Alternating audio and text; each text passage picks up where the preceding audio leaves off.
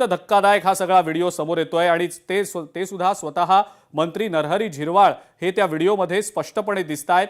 मात्र हा पवन यादव कोण आहे, रवी यादव कोण आहे, या सगळ्या प्रकरणामागचं काय गूढ आहे? रवी यादवच्या प्रतिक्रियेनंतर काही भाग तर समोर आलेला आहे, पण मंत्री नरहरी झिरवाळ या व्हिडिओमध्ये दिसतायत आणि त्यामुळे आता या सगळ्या प्रकरणामध्ये वेगळं वलय याला निर्माण झालंय की काय असं दिसतंय। आणखी एक व्हिडिओ, आणखी एक खुलासा या निमित्तानं आता होताना दिसतोय महाराष्ट्रासमोर। अजिंक्यजी, पहिलं म्हणजे मी एक स्पष्ट करू इच्छितो की लोकशाही मराठी या व्हिडिओची अजिबात पुष्टी करत नाही। हा व्हिडिओ समोरून आलेला आहे आणि तो लोकांपर्यंत जावा, नक्की चाललं काय आहे हे फक्त आपण दाखवण्याचा एक प्रयत्न करतोय। गेले आठवडाभर महाराष्ट्र, जो महाराष्ट्र पुरोगामी महाराष्ट्र म्हणून आपण बोलतो, तो कुठल्या वाटेवरती चाललेला आहे। अशोक खरात प्रकरण असेल किंवा आत्ता आलेलं नरहरी झिरवाळ यांचे जर व्हिडिओ आपल्याला जो दिसतोय समोर प्रेक्षकांना जो दिसतोय, ते जर पाहिलं तर ही नैतिक आणि अनैतिकता महाराष्ट्रात शिल्लक राहिली आहे का? मंत्र्यांकडनं असा शासकीय बंगल्याचा दुरुपयोग होणं हे योग्य आहे का? जे मंत्री शासकीय शपथ घेतात, प्रतिज्ञापूर्वक कथन करतात, त्यांच्याकडनं असं गैरवर्तन होणं, शासकीय निवासस्थानाचा दुरुपयोग होणं ही संपूर्ण महाराष्ट्रासाठी अत्यंत लाजिरवाणी बाब आहे।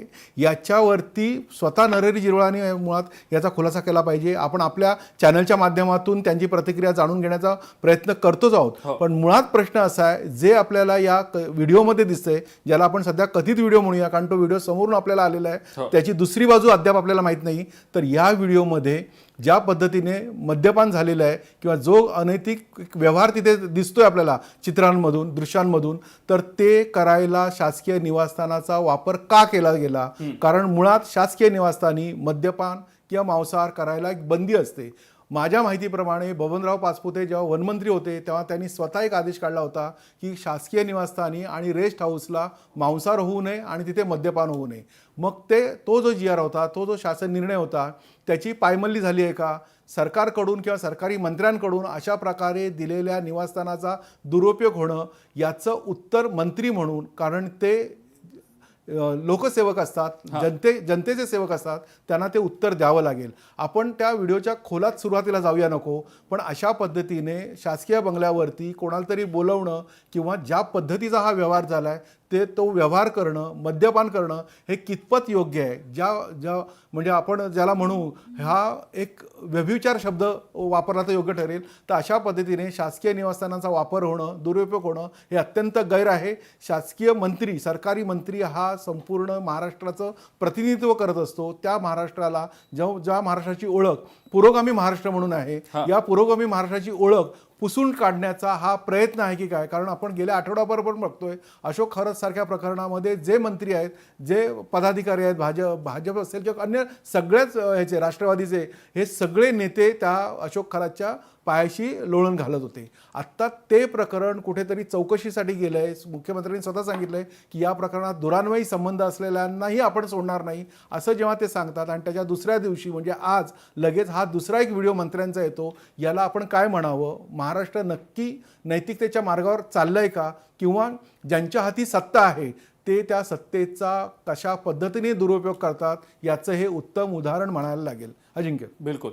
आणि या एकंदरीत व्हिडिओ नंतर आता तुम्ही जसे प्रश्न उपस्थित केले, साहजिक हे प्रश्न प्रत्येकाला पडणं स्वाभाविक आहे, पण मंत्र्यासारख्या एका व्यक्तीकडनं अशा पद्धतीचा हा व्हिडिओ अशा पद्धतीनं समोर येणं आणि इतका या सगळ्या प्रकारानंतर म्हणजे आता खरं तर याचे पडसाद येत्या काळात निश्चितपणे उमटतील, प्रतिक्रिया देखील येतील आणि स्वतः नरहरी झिरवाळ काय म्हणतात या सगळ्या संदर्भात हे देखील आपण जाणून घेऊच। पण नैतिकता अनैतिकतेचा जो मुद्दा आता तुम्ही उपस्थित केलात बोलता बोलता, आणि तेही मंत्र्यांसारख्या एका पदावर असलेल्या व्यक्तीकडनं हे असे प्रकार होणं कितपत योग्य आहे? नक्कीच योग्य नाही आहे। कारण आपण ज्या महाराष्ट्राची एक वाटचाल बघतो, पुरोगामी महाराष्ट्र म्हणतो, शाहू फुले आंबेडकर यांचा हा महाराष्ट्र आहे, शिवाजी महाराजांचा महाराष्ट्र आहे, तशा महाराष्ट्रामध्ये म्हणजे ज्या महाराष्ट्राच्या एकूण वाटचालीबद्दल आपण आणाभाका घेतो, त्या महाराष्ट्रामध्ये त्या सरकारमध्ये मंत्री असलेल्या व्यक्तींनी असे कृत्य करणं किंवा आपल्याला दिलेल्या शासकीय निवासस्थानाचा असा दुरुपयोग करणं हे अजिबात योग्य नाही आहे। ती गोष्ट दुसरीकडे कुठेतरी झाली असती तरी ती अनैतिकच आहे, पण शासकीय निवासस्थानामध्ये मद्यपान करणं किंवा अनैतिक काही गोष्टी घडवून आणणं किंवा करणं हे कितपत चुकीचं आहे याची मुख्यमंत्री म्हणून त्यांनी दखल घेतली पाहिजे. आणि एक आपण लोकसेवक म्हणून, कारण ते मंत्री जरी असले तरी आमदार म्हणून निवडून आले, मग ते मंत्री झाले, मग लोकसेवक म्हणून जेव्हा तुम्ही त्या मतदारसंघाचं आणि आपल्या सर्वांचं ते प्रतिनिधित्व करत असतात सरकारकडे, तर अशा प्रतिनिधी व्यक्तींनी अशा पद्धतीचा अनैतिक व्यवहार करणं कितपत योग्य आहे याचं उत्तर तर प्रथम त्यांना द्यावं लागेल. तो व्हिडिओ खरा खोटा हा नंतरची बाब, पण शासकीय निवासस्थानी, कारण आपल्याला दृश्यांमध्ये दिसतंय तिथे काय चाललंय ते, तर शासकीय निवासस्थानाचा हा दुरुपयोग त्यांनी करू कसा दिला किंवा त्यांच्याकडनं तो का झाला याच्यामध्ये त्यांची एक जबाबदारी येते. आणि अशा जबाबदार पदावर असलेल्या व्यक्तीने अशा पद्धतीचं वर्तन करणं हे गैर आहे. बिलकुल. यानंतर आणखीन एक महत्त्वाचा मुद्दा तो म्हणजे नरहरी झिरवाळ यांचा म्हणजे वादग्रस्त एखादं कृत्य आणि नरहरी झिरवाळ हे काही समीकरण आत्ताचं आहे असं नाही. नुकताच काही महिन्यांपूर्वी त्यांच्याच दालनामध्ये लाचखोरीचा प्रकार घडलेला होता आणि खूप गाजला देखील होता. त्यांनी स्वतः शपथ घेऊन सांगितलं होतं की माझा या सगळ्या प्रकरणाशी काही संबंध नाही. या सगळ्या संदर्भातला चौकशीचा भाग आपण बाजूला ठेवूया, पण ते एक वादग्रस्त प्रकरण असताना आता हा एक अशा पद्धतीचा व्हिडिओ, म्हणजे या व्हिडिओची आपण पुष्टी करत नाही, खरा खोट्याचा हा भाग नाही, पण अशा पद्धतीनं वादग्रस्त बाबी सतत समोर येत राहणं आणि नरहरी झिरवाळ त्याच्या केंद्रस्थानी असणं याबद्दल काय वाटतं?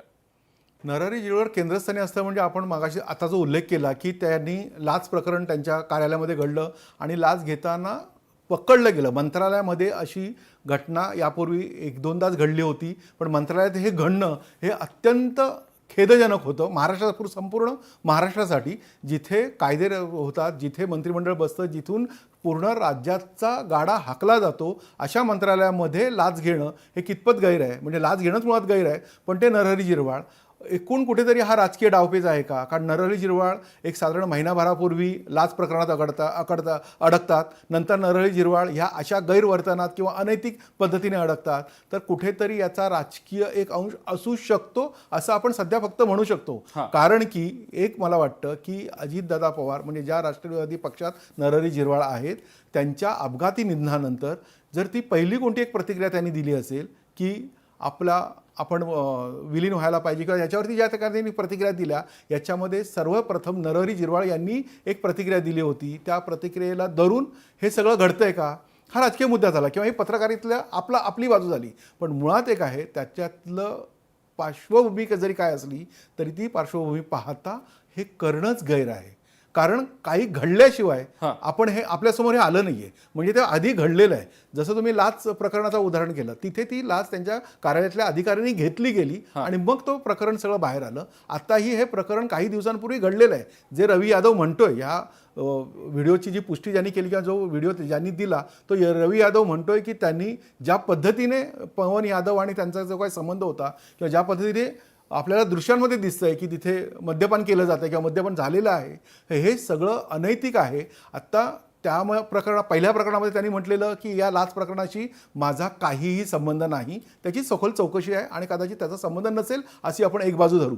पण या प्रकरणामध्ये स्वतः नरहरी झिरवाळ दिसत आहेत, त्यांचा सुरुची हे त्यांचं निवासस्थान आहे, तिथे हे घडलेलं आहे असं रवी यादव म्हणतोय आणि तिथे मद्यपान केलं गेलं आहे. कारण की दिसलेल्या आपल्याकडे असलेल्या दृश्यांमधून ती बाब समोर उघड दिसते आहे. मग हे अनैतिक कृत्य आता ते कसं नाकारणार, यासाठी नरहरी झिरवाळ यांनी समोर येऊन माध्यमांना सांगितलं पाहिजे की नेमकं प्रकार काय झाला आहे. कारण ही एक बाजू आहे, रवी यादव जी म्हणतोय ती. आता ह्याच्यातली जी दुसरी बाजू आहे ती एकतर पवन यादव म्हणजे त्यांचा जो भाऊ आहे रवी यादवचा, जे ट्रान्सजेंडर वुमन आहेत ते, किंवा नरहरी झिरवाळ यांनी ती बाजू आपल्याला सांगितली गेली पाहिजे. पण या सगळ्या मागे काही वेगळी कारणं असू शकतात असं वाटतं. म्हणजे रवी यादव यानं हा सगळा व्हिडिओ तर समोर आणला, त्यामागे काय कारण आहे हे त्याचं वर्जन आहे, त्याची जी काही बाजू आहे ती आपण ऐकली, पण दुसरी पण बाजू ऐकून घेणं तितकंच गरजेचं आहे. कारण एकतर्फी नको व्हायला हा प्रकार. नरहरी झिरवाळांची जर तो व्हिडिओ त्यांचाच असेल असं आपण खरं मानलं आणि तशा पद्धतीनं ते समोर देखील आलं, तर नरहरी झिरवाळांची पण एक बाजू असू शकते, ती सुद्धा बाजू जाणून घेणं गरजेचं आहे असं वाटतं. आणि त्या अनुषंगानं हा पवन यादव नेमका आहे कोण? ट्रान्स वुमन आहे असं सांगितलं जात आहे. स्वतः भाऊ रवी यादव या प्रकरणात आरोप करतोय की अनेक इतर मंत्र्यांना सुद्धा फसवण्याचा प्रयत्न झाला, खंडणी गोळा करण्याचा व्यवसाय आहे, असे अनेक आरोप होत आहेत. दमदाटी करणं, खंडणी गोळा करणं, आणि याआधी पवन यादववर कुरार पोलीस ठाण्यामध्ये गुन्हा देखील दाखल आहे असं सुद्धा रवी यादवचं म्हणणं आहे. मग ही सगळी गुन्हेगारी पार्श्वभूमी असलेल्या एखाद्या व्यक्तीसोबत मंत्र्यांसारख्या पदावरच्या व्यक्तींनी असणं, वावरणं किंवा त्या खोलीत असणं हे सुद्धा अयोग्य आहे असं वाटत नाही? नक्कीच अयोग्य आहे. हे फक्त अयोग्य नाहीये, तर हा एक मोठा गुन्हा आहे. हां. तुम्ही तुमच्या शासकीय निवासस्थानाजवळ किंवा निवासस्थानामध्ये कोणा व्यक्तीनं बोलवताय, ज्या माणसावरती खंडणी दमदाटीचे गुन्हे दाखल आहेत, हां. असं आता तो त्याचा भाऊ म्हणतोय, जर तसे गुन्हे दाखल त्याच्याकडे आहेत, कुरार पोलीस ठाण्यामध्ये त्याच्यावरती गुन्हा दाखल असेल पवन यादववरती, हो. तर अशा व्यक्तीला मुळात शासकीय निवासस्थानामध्ये प्रवेश का दिला गेला? बरोबर. त्याच्याबरोबर जे काही तुमचे संबंध असतील ते आपण बाजूला ठेवूया, पण ही व्यक्ती शासकीय निवासस्थानी येते. या व्यक्तीच्या समोर मंत्री असलेले नरहरी झिरवाळ हे मद्यपानाची दृश्य आपल्याला दिसत आहे. त्यात होय. मद्यपान कोणी केलं याची पुष्टी होत नाहीये, पण मद्यपान केलं गेलं एवढं मात्र दिसतंय. म्हणजे एका जबाबदार मंत्र्यांनी या सगळ्या घटनेला किंवा या सगळ्या कृत्याला कुठेतरी सहमती देणं हे कितपत गैर आहे? म्हणजे या उभ्या महाराष्ट्राने ही अशी दृश्य आज पाहावीत का? तर ते नक्कीच पाहावी नाहीत. पुरोगामी महाराष्ट्राचा आपण जिथे दाखला देतो त्या पुरोगामी महाराष्ट्रामध्ये अशा प्रकारचं वर्तन हे अत्यंत चुकीचं, गैर आणि अनैतिक आहे. याच्याबाबत नरहरी झिरवाळ यांच्यावरती कारवाई जी काय होईल किंवा याच्यामध्ये काय जे सिद्ध होईल पुढे, हा व्हिडिओ किती सत्य किती असत्य, रवी यादव जे आत्ता म्हणतोय, एक बाजू जी आपण ऐकली ती, बरोबर. रवी यादव जे म्हणतोय ते किती सत्य असतं आपल्याला माहित नाही. पवन यादव आणि नरहरी झिरवाळांचं तिथे एकत्र असणं, पवन यादव नक्की त्यांच्याकडे कोणत्या कामासाठी गेला होता, त्याला बोलवलं होतं का, हे सगळं पुढे चौकशीत येईल. मूळ मुद्दा जो आपला आहे तो म्हणजे लोकशाहीचा एक मूळ प्रश्न आहे, शासकीय निवासस्थानामध्ये मद्यपान होणं किंवा असे गैरकृत्य होणं हे कितपत योग्य आहे? शासकीय निवासस्थान हे मुळातच एक पवित्र स्थान मानलं जातं, जिथे मांसाहाराला बंदी आहे, मद्यपानाला बंदी आहे. मग मंत्री, या राज्यातले मंत्री नेमकं करतात तरी काय? आणि त्यांच्याकडनं अशा गैरकृत्यांना सहमती दिली जाते का, किंवा बरोबर गैरकृत्यांचे आहे. ते एक भागीदार असतात? आपण याच संदर्भात प्रतिक्रिया जाणून घेऊया. सुषमाताई अंधारेत आपल्यासोबत फोन लाईनवरनं, त्यांची प्रतिक्रिया जाणून घेऊया. सुषमाताई, लोकशाही मराठीला एक व्हिडिओ मिळालेला आहे, 10.5 मिनिटं अंदाजे हा व्हिडिओ आहे, ज्यामध्ये मंत्री नरहरी झिरवाळ दिसत आहेत. आम्ही या